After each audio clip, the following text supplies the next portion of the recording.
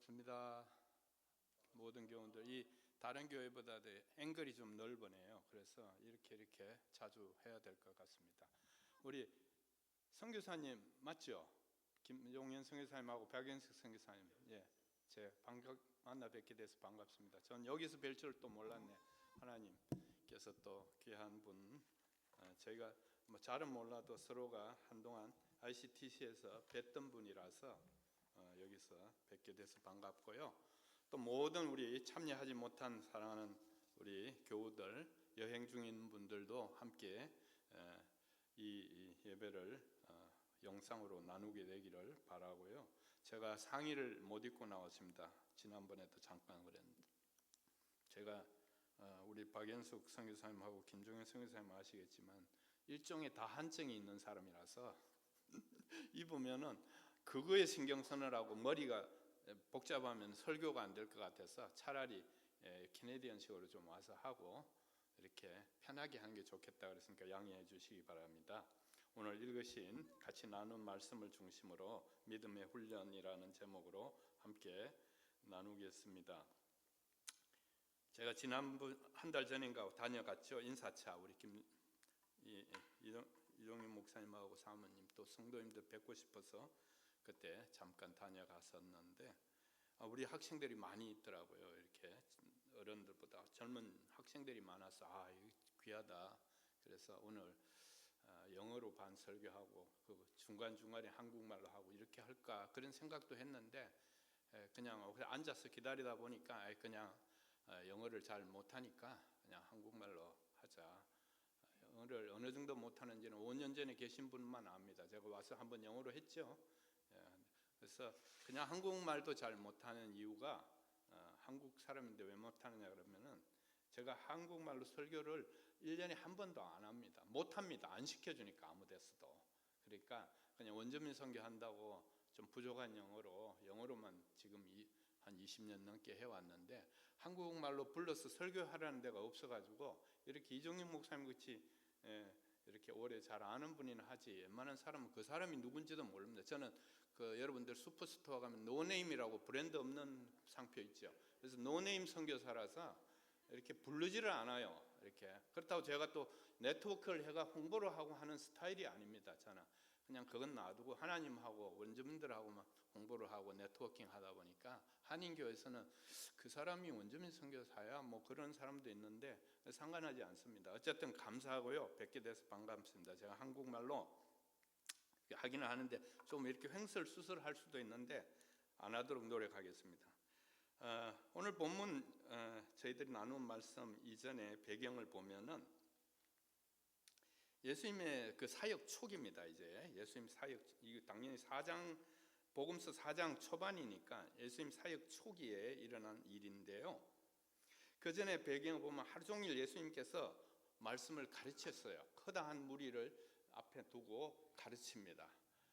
천국에 대해서 가르치고 씨 뿌리는 비유에 대해서도 가르치고 또 씨를 뿌리면 어떻게 해서 씨가 자라서 싹이 트고 가지가 되고 열매를 맺는가에 대해서도 바로 직전에 나오죠. 그리고 등불에 대한 비유도 가르치고 많은 비유를 천국에 가는 비유를 가르치고 계시고 그 하루 롱데이죠. 여기 말 롱데이를 보내시고 나서 하도 사람들이 많이 몰리고 예수님을 가까이서 들으려고 푸시를 하다 보니까 예수님께서 갈릴리 바닷가에서 배를 타시고 바닷물 가장자리에 배를 타시고 사람들이 육지에서 이렇게 같이 보이도록 해가지고 그렇게 말씀을 전하셨어요. 그렇지 않으면 사람들이 자꾸 밀으니까 예수님이 밀려가지고 전할 수가 없으니까 배를 타고 가장자리에서 이렇게 큰 무리를 가르치시고 이제 다 가르치시고 그날 저녁에 예수님께서 바다 이쪽에서만 가르치는 것이 아니고 저쪽 동네도 가서 가르쳐야 되겠다. 스케줄이 내일은 거기 가르치는 거니까 밤사이에 이동해서 바다 반대편으로 가자고 권면하셨어요. 그래서 제자들에게 자신이 타고 있는 배 채로 제자들이 항해를 해서 바다 건너편으로 한 2-3시간 걸리겠죠. 그 재래식 조각배를 나무배를 세일링 하니까 그렇게 해서 바다 건너편으로 가자고 하신 사건에서 그렇게 가다가 어떤 일이 일어난지 우리가 읽었습니다. 예수님께서 한참 이제 피곤하셔서 예수님께서는 배 밑부분에 편한 자세로 주무시고 계셨는데 바다 가운데쯤 갔을 때 아주 심한 풍랑이 일었어요. 그게 예수님께서 아시겠지만은 어쨌든 예수님께서는 육신을 가진 몸이시니까 주무시고 제자들은 자신들의 항해 기술을 최대한 동원해서 그 풍랑을 극복하기 위해서 노력을 많이 했습니다. 이 풍랑이 왜 하필 이때 생기느냐? 그러면은 이제 하도 그쪽 지리적 여건이 해발 지금 굉장히 낮은 지역이었고 그쪽도 높은 지역에 그 찬 온도와 더운 온도가 만나는 지점이다 보니까 이렇게 강풍들이 생기고 소용돌이가 생기면은 파도가 일고 이렇게 되는 거죠. 그렇게 해서 아주 극심한 폭풍과 파도가 일어나서 37절 보니까 배에 부딪혀 들어와 배에 가득하게 되리라. 물결이 이제 물이 막 배에 차기 시작했죠. 그래서 38절에 아주 예수님의 그 인간적인 모습을 보여줍니다. 너무 피곤하셔서 배 밑창 좀 편한 베개를 갖고 주무시고 계시는데 제자들이 깨우며 이르시되 선생님이여 우리가 죽게 된 것을 돌보지 아니하시나이까. Lord or teacher, don't you care if you are drowned? Don't you care we are perishing? 그러니까 이 완전히 죽게 되는데 예수님을 깨우신 거죠. 그때 예수님께서 일어나셔서 39절에 보니까 깨어 바람을 꾸짖으시며 바다들어 이르시되 잠잠하라 고요하라 하시니 바람이 그치고 아주 잔잔하여지더라. 참 표현이 아주 재미있습니다. 예수님께서 바람과 바다를 꾸짖으셨다 그러죠. 이 꾸짖으셨다는 것은 나무라는 거죠. 근데 예수님께서 많이 꾸짖는 사역을 많이 하셨어요. 어떤 때 많이 꾸짖으셨습니까? 예수님께서 제일 많이 하신 게 가르치는 사역 중에서 보고 하시면서 힐링 미니스트리, 치유 사역을 많이 하셨지 않습니까? 고치는 병 고침의 사역. 병 고칠 때 보면 그 당시는 오늘날하고 다르니까 귀신 들린 사람들, 이 악령이 그 사람을 지배해서 그 사람의 몸과 마음을 괴롭게 하는 그런 경우가 많았기 때문에 그 악령을 쫓아내면 그 사람이 온전해지지 않습니까? 그때 그 능력이 예수님께서 늘 말씀하실 때 악령들은 뭐라고 합니까? 꾸짖었습니다. Rebuked. Jesus rebuked the evil. 그러니까 악령을 꾸짖었으니 그 사람이 온전해진지라 이렇게 그 꾸짖는 것 같은 단어입니다. 그러니까 바람과 바다가 지금 소용돌이 쳐서 우리를 삼키려고 하는데 예수님께서 일어나셔서 꾸짖으셨다는 것은 그걸 깊이 생각해 보면은 그 당시 그 폭풍과 소용돌이가 어떻게 보면은 그 악한 영의 역사에 의해서 됐다고 볼 수도 있습니다. 물론 자연 현상이 1차적 원인이고 2차적 원인이고 그 근본 1차적 원인은 악령이 이렇게 많이 역사를 합니다. 자연재해도 악령이 역사를 하기 때문에 일어나는 경우가 많습니다. 꼭 그런 건 아니지만 왜냐하면 악령, 사탄, 이블, 그 마귀의 그 능력은 하나님 다음으로 셉니다. 우리는 그거를 그럴 수 있냐 그러지만 사실은 악령이 워낙 파워풀해요. 지금도 사실은 이 세상이 악령이 도미네이트하고 있는 데입니다. 사실은 여기가 한동안 주님 오실 때까지 하나님께서 이 세상의 지배권을 잠시 제한적으로 누구한테 줬습니까? 사탄에게 준 겁니다. 그럼 우리 그 속에서 고군분투하고 사는 겁니다. 사실은 물론 그렇다고 악령에 종속되지는 않습니다. 우리 믿는 사람들은 믿음이 있고 예수의 보혈이 있기 때문에 예수님의 약속 카버넌트가 있기 때문에 그거를 붙잡으면은 그 악령의 지배를 당연히 극복할 수 있는 게 구조적으로 그렇게 되어 있습니다. 그러나 믿지 않는 사람들은 어떻습니까? 거기에 지배당하고 지배당한 줄도 모르고 꼭두가시로 살아가는 게 미안하지만 안 믿는 사람입니다. 그건 사실입니다. 그러나 우리 믿는 사람들은 내적으로 영적으로 들어가면 그게 다른 겁니다. 우리는 우리의 오리엔테이션이나 우리의 그 행동의 규범이나 또 양식이나 그 파워가 홀리 스피릿, 성령에 의해서 우리는 그 공급, 퓨얼, 힘을 받는 겁니다. 그래서 이 세상을 살지만은, 악령이 지배하는 세상에 살지만은 우리는 승리한다는 걸 이미 손에 붙잡고 살아가는 겁니다. 물론 이제 우리가 약해서 좀 죄를 짓기도 하고 하나님 마음에 섭섭하게 하고 또 우리가 사람들하고 또 어려운 적이 있지만, 그건 우리 인간의 속성상 약하기 때문에 그런 거지, 궁극적으로는 우리가 승리하는 겁니다. 주님 오실 때까지. 아멘. 그게 구조적으로 그렇게 돼 있어요. 그러니까 세상이 왜 이렇게 악하냐, 지금 오늘도 기도하신 분도 그러고 했지만 세상이 참 악하지 않습니까? 근데 불행하게도 제가 예언하건대, 예언이 아니고 진리를 말하건대 점점 더 악해집니다. 미안하지만. 그러나 그걸 두려워할 필요는 없습니다. 그러나 그걸 알고 계셔야 돼요. 세상은 점점 더 악하게 돼 있어요. 그게 하나님께서 계획하신 섭리가 그렇게 돼 있어요. 그러나 그 악함 속에서도 우리의 믿음은 이제 승리한다. 이걸 우리가 붙잡고 살아가는 거죠. 세상 지금도 중동 전쟁도 있고 여러 가지를 보면은 점점 더 나이 좀 드신 분들은 우리가 젊을 때보다 지금이 세상이 더 악하지 않습니까? 사실은 뭐 옛날에 우리 이종윤 목사님이나 저나 온 횟수가 많고 더 오래되신 분 계시지만 캐나다 오면은 굉장히 지금보다 훨씬 더 순진했습니다. 정부도 그랬고 사람들도 그랬고. 그러니까 이 언론 봤을 때 저는 처음에 왔을 때 그랬어요.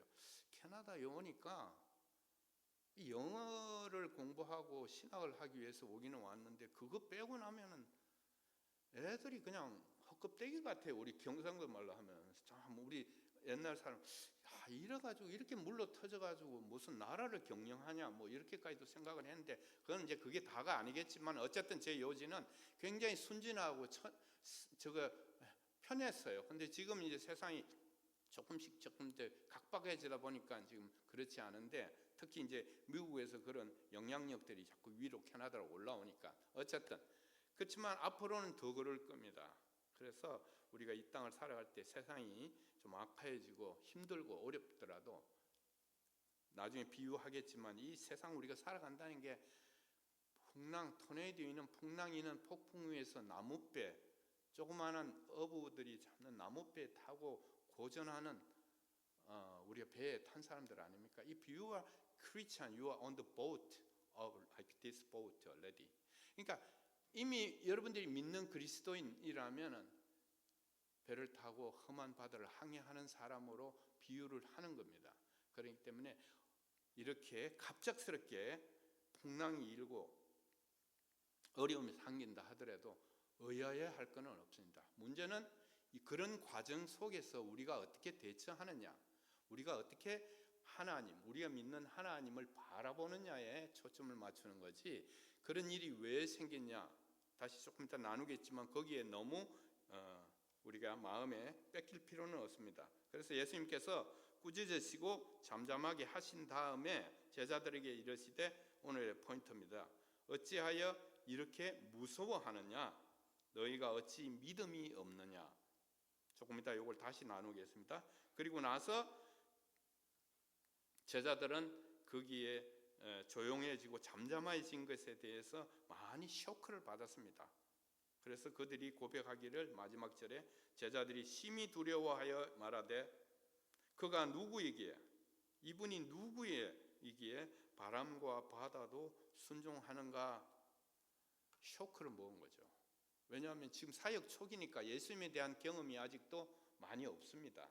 그러다 보니까 예수님이 특별히 병자를 고치시고 남들과 다른 예언자들과 다른 지금까지 다른 어떤 선지자들보다 다른 특별한 가르침을 주시는 비범한 분인 줄은 알았는데 바람과 바다도 예수님의 말씀 한마디에 자연도 순종하는 것에 대한 정도까지는 체험을 못했습니다. 그런데 오늘 마지막 절에 보니까 그가 누구에게 바람과 바다도 순종하는가, 여기에 대해서 쇼크를 먹은 겁니다. 자, 상황은 이렇게 해서 이제 성경은 최대한 포커스 요점만 기록하고 다음으로 넘어갑니다. 그래서 요 본문을 속에서 오늘 저희가 몇 가지 포인트를 한번 나누어 보겠습니다.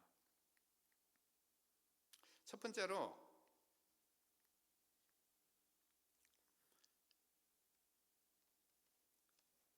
이 사건은 제자들이 예수님에게 우리가 이제 건너편에 가서 사역을 하셔야 되지 않겠습니까? 예수님 저희가 모시겠습니다. 같이 갑시다 하고 저희가 배를 밤새 항해해서 가겠다라고 한 것이 아니고 예수님께서 이니시에이트 하신 거예요. 예수님께서 야 우리가 이제 다른 동네 가서도 사역을 해야 되니까 건너가자라고 하고 예수님이 그 보트에서 주무셨지만은 계셨어요.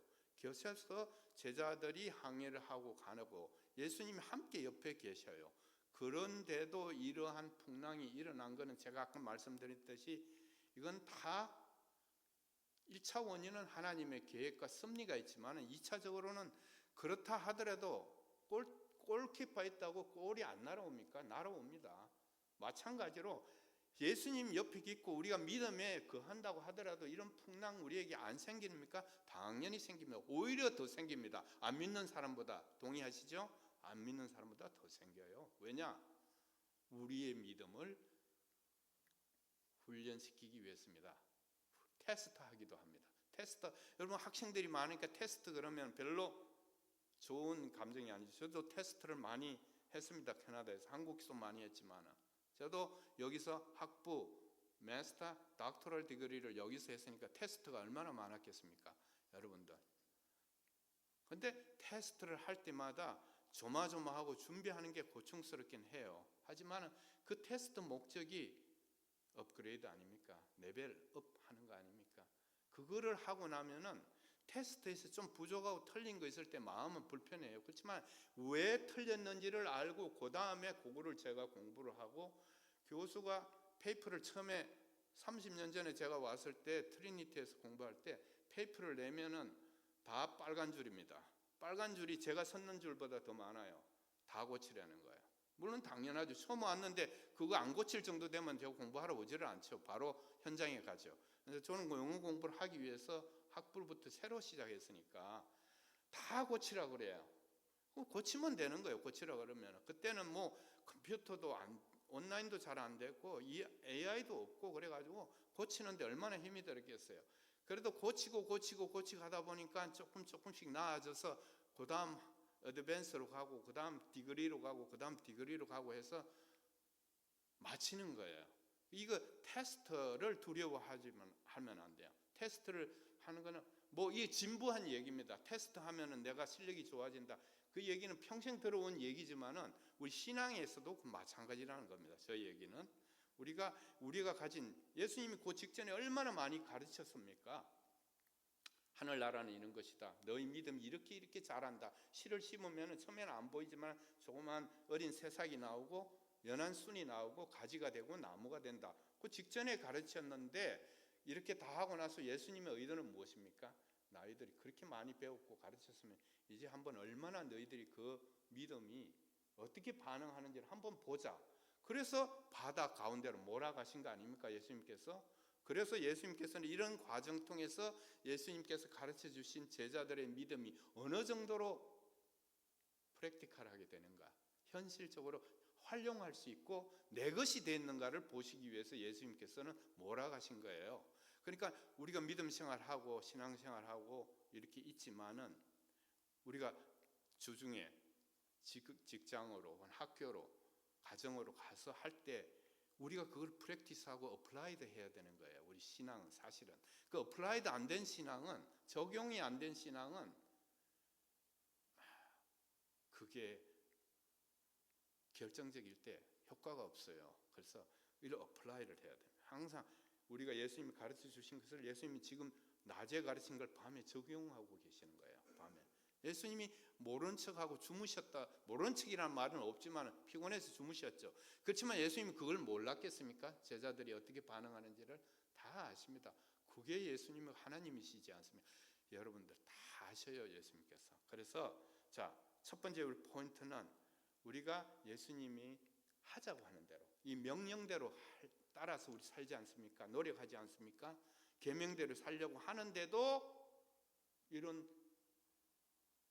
돌발적인 풍랑과 고난, 죽음에 이를 수 있는 고난까지도 언제든지 예고 없이 찾아올 수 있는 것이 신앙생활의 여정입니다. 그건 다 달라요. 개인마다 어떤 과정과 어떤 시련과 어려움이 내게 오는가는 예수님께서, 하나님께서 맞춤형으로 주실 겁니다 말이에요. 여러분들에게, 여러분 수준에 맞게.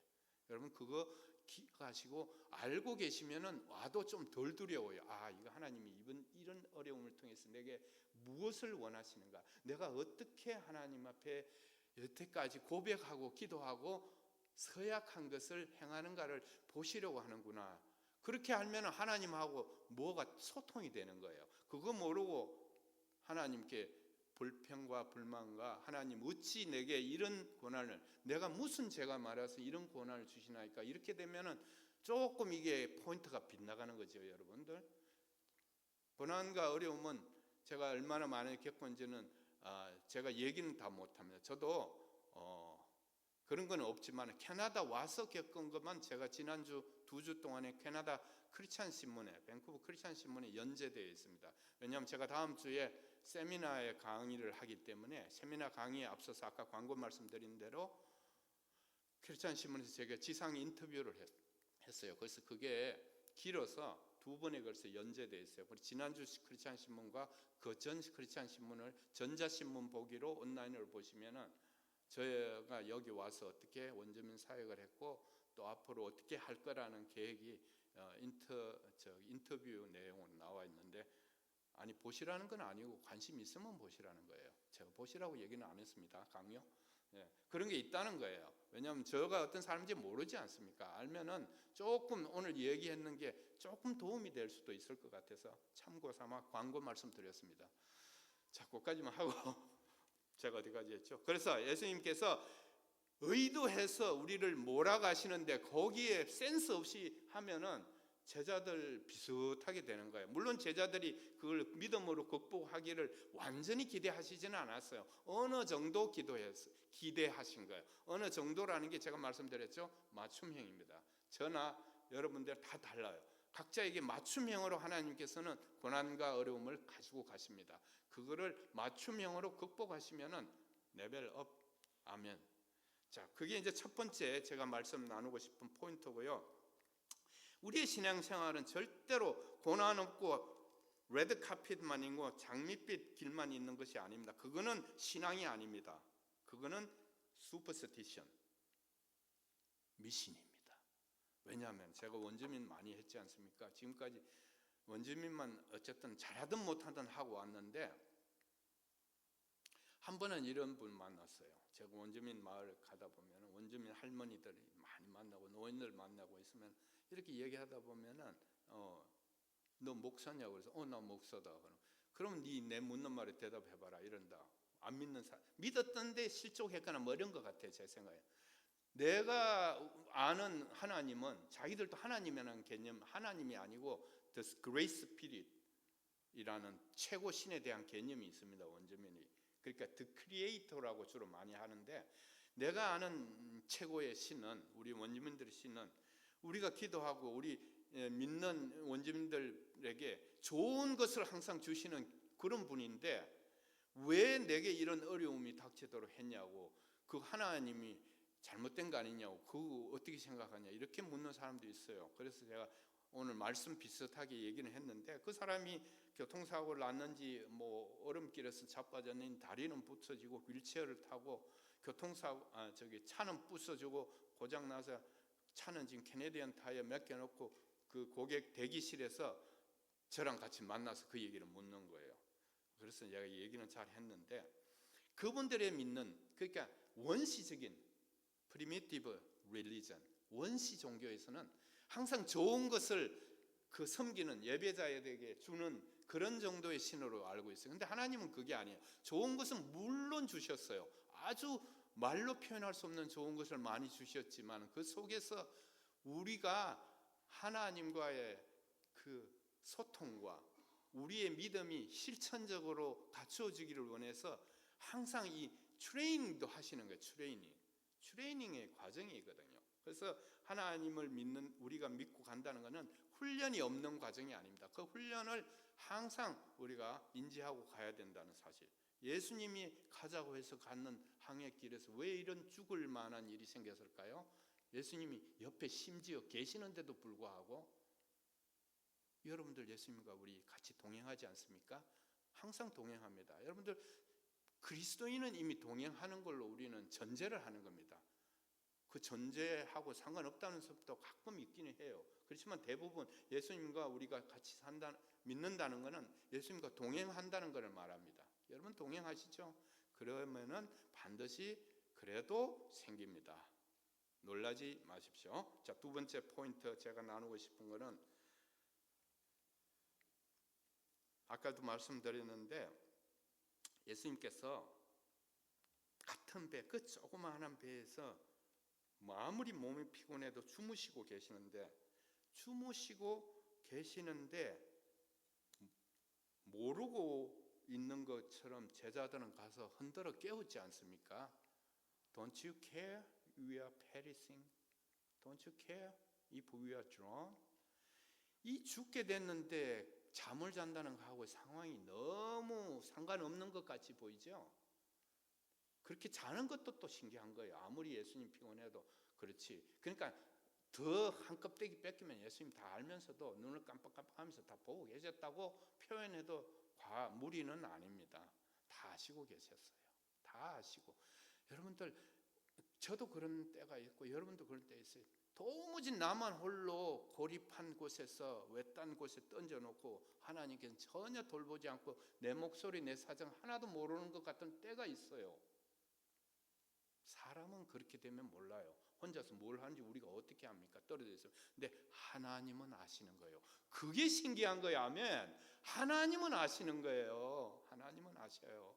절대 다윗이 고백한 것처럼 하나님이여 하나님이여 당신이 어디 계시나이까? 왜 나의 이런 고난을 돌보지 아니하시나이까? 이렇게 다윗이 고백했다가도 마지막에 가서 다윗은 뭐라고 그럽니까?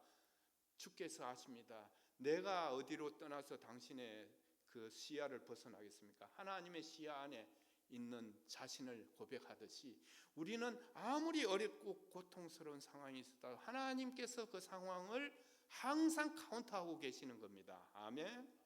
그 포인트 있으시면은 여러분들 하나님과 깊은 관계로 나아갈 수 있습니다. 시간이 없으니까 그 다음에 세 번째, 저 원래 첫 번째, 세 번째, 두 번째 이런 거 안 합니다. 원주민들하고 가면은 편하게 얘기하고, 원주민들은 첫 번째 포인트, 두 번째 포인트 로직을 갖다 대면 머리 아파해요. 그런 거 아니거든요. 그냥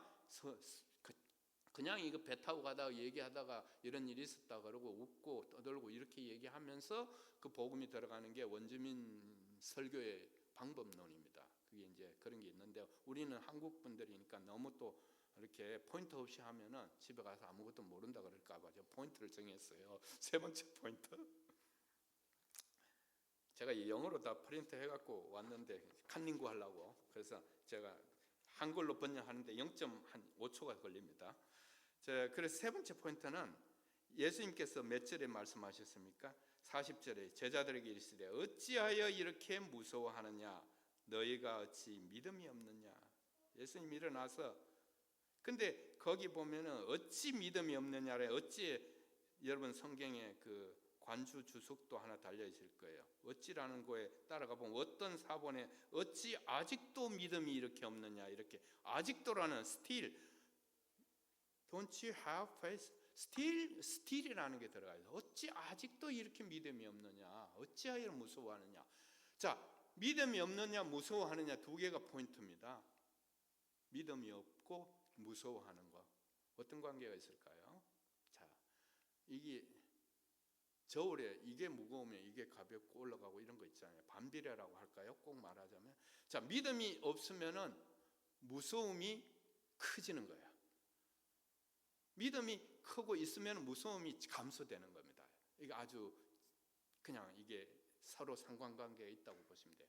예수님이 어찌라는 말까지 했다는 거, 어찌 아직도 이런 믿음이 없느냐 하는 것은, 어찌라는 것은, 아직도라는 것은 어떤 예수님이 기대하는 기대치가 어느 정도 있었는데 그 기대치에 조금 부족했다는 뜻으로 우리는 받아들일 수 있습니다. 여러분들 앞에서 여러분들에게 하나님께서 예수님께서 기대하시는 어떤 일정 수준의 믿음이 있어요. 여러분들의 믿음의 연한이나 믿음의 강도나 부모님의 믿음의 귀한 유산이나 또 여러분들의 기회를 줘서 공부를 할 수 있고 또 여러 가지 축복도 많이 줬는데 아직도 믿음이 예수님이 기대하시는 기대만큼 못 미치면 하나님께서 뭐라고 하실까요? 아직도라는 표현을 거기다 넣는 겁니다. 근데 아직도가 아니고 already가 들어가야 되는 거예요. 그죠? 너 벌써 이렇게 믿음 있느냐라고 하신 칭찬했는 케이스가 많이 있지 않습니까? 성경에 많이 있습니다. 그런 케이스 들어가면은 대박인 거예요. 아멘. 자, 믿음 있는 것과 두려움은 상관관계가 있습니다. 여러분들 이건 어쩔 수 없는 거예요. 이 두려워하고 떠는 거는 믿음이 부족해서. 그 직전에 낮에 그렇게 믿음에 대해서 설명했는데 저녁에 와서 물론 제가 거기 배에 있어도 그렇게 했을 거예요. 그건 우리가 인지상정입니다. 하지만은 예수님께서는 그래도 뭔가가 조금 더 업그레이드 되기를 기다렸는데 아마 예수님 기대는 좀 부족했던 것 같은데 예수님이 그 부족했던 거에 실망을 그렇게 하게 해서 꾸지람을 하는 건 아닙니다. 그건 누구나 다 그럴 수 있는데 내가 일어나서 꾸짖고 바다와 바다를 잠잠케 하는 것을 보고 나면은 그 다음에는 이제 또 사역 초기니까 그 다음부터는 나아지겠지 하는 그 훈련의 전 프로세스를 기대하고 이렇게 오늘 사건을 연출하신 겁니다. 이 사실 예수님 연출이죠. 예술 연출입니다. 그러니까 믿음과 두려움은 상관관계. 어떤 어려움이 있더라도 내가 두려움이 또 온다 할 때는 믿음의 그 지난 동안에 하나님께서 역사하시고 나와 함께 하신 그를 붙잡고 하나님께서 항상 함께 하신다고 하는 말씀도 붙잡고 해서 믿음 쪽으로 우리가 하면은 두려움은 일부러 안 해도 자연 감소가 되는 겁니다. 믿음을 키우면은 홀드를 하면은 두려움은 감소. 근데 믿음을 생각 안 하고 바다와 풍랑을 보고 죽겠다고 하는데 거기에 포인트를 두면은 믿음은 지푸라기처럼 날아가 버리는 겁니다. 믿음과 두려움의 상관관계. 하나만 더 말씀드리겠습니다. 마지막 절에 중심으로 그들이 심히 두려워하여 서로 말하되 그가 누구에게 바람과 바다도 순종하는가 하였도다. 인식의 차이입니다. 이스피트몰로지. 그러니까 하나님, 예수님을 인생을 사역 초기니까 아직까지 그 보세요. 38절에 뭐라고 하십니까? 제자들이 깨우며 이르되 선생님이여 그랬어요. 훌륭한 선생님이겠죠. 아직까지는 인식의 단계가 knowing의 단계가 아직도 이 선생님입니다. 예수님 선생님 맞죠? 훌륭한 선생님인데 그 이상 안 되면 안 되죠. 그 다음에는 우리가 어느 쪽으로 가야 됩니까? 창조주 하나님, 전지전능하신 하나님, Almighty, Omnipotent, 그죠? 영어로 Omnipotent, Omniscient, Omnipresent. 그러니까 전지전능, 전제하신 하나님의 능력을 알면은 우리는 믿음의 그 단계에 들어간 건데 선생님의 수준의 제자들은 아직도 머물러 있었어요. 근데 하나님에 대한 인식, 예수님의 인식이 이제 창조주 하나님, 그가 누구에게 바람과 바다도 순종하는가? 그거 우리 거로 만들어야 돼요, 여러분들. 여러분 살아가실 때 하나님의 손에서 이 역사와 모든 내 개인사와 교회사와 이 컨트롤을 하고 계시는 분이에요. 그래서 좀 진부한 얘기 같지만 어려울 때 우리가 하나님의 손을 붙잡아야지.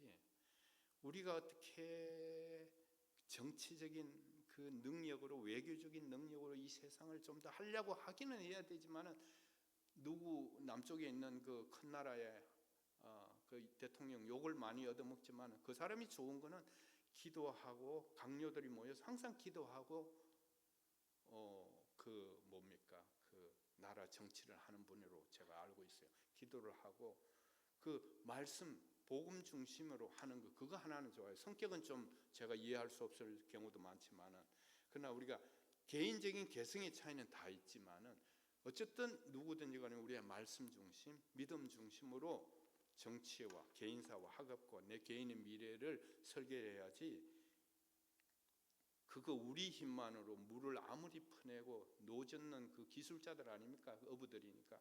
그게 아무리 한다고 그게 사탄이 다가오는 그 사탄의 흉흉한 그 물결과 바람을 극복할 수 있겠습니까? 결국은 물론 이제 그 제자들의 믿음의 여하에 따라서, 근데 그거는 다른 문제이기 때문에 안 하겠지만은, 예수님이 타고 계시면은 설마하니 그 빠져 죽었겠습니까, 여러분들? 그거는 말이 안 되지 않습니까? 우린 이미 각본을 전지적 관점에서 보지 않습니까? 이 사토리가 제3자의 전지적 관점에서 우리가 보기 때문에, 예수님이 하나님이 타고 계신데 그 빠져 죽었겠습니까? 만약에 창조주로 믿었더라면, 선생님으로 믿었기 때문에 호들갑을 뜬 거 아닙니까? 하나님으로 창조주로 전지적인 하신 나의 아버지로 붙잡고 살아가시면은 여러분들 승리할 수 있습니다. 아멘. 자, 이런 관점에서 우리는 이 풍랑을 만난 사건을 이해하면은 여러분들 앞으로 살아가실 때 많은 도움이 될 것입니다. 자, 결론적으로 말씀드리면은 풍랑이 다가옵니다. 예수님과 동행해도 아무런 영향 없이 이 사건은 일어납니다. 문제는 그 고난 중에서 우리의 믿음, 우리의 바라보는 포커스가 어디에 있느냐에 따라서 우리는 고난을 극복하는 방식이 달라지는 겁니다. 문제가 해결되는 방식이 틀려집니다.